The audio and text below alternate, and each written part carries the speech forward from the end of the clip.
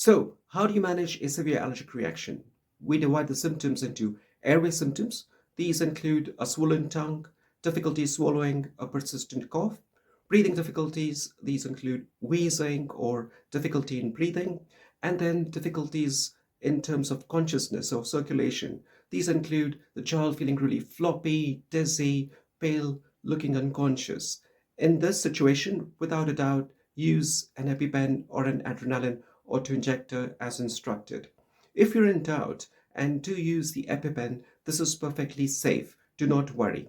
Ideally, every child should have a written allergy action plan which details their allergies and the steps to take.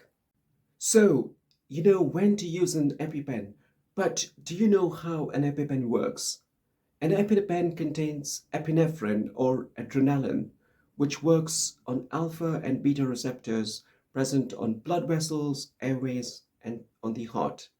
These receptors then help open the airways, improve the blood pressure, and increase the contractility of the heart, thus ensuring that the symptoms of anaphylaxis are then reversed.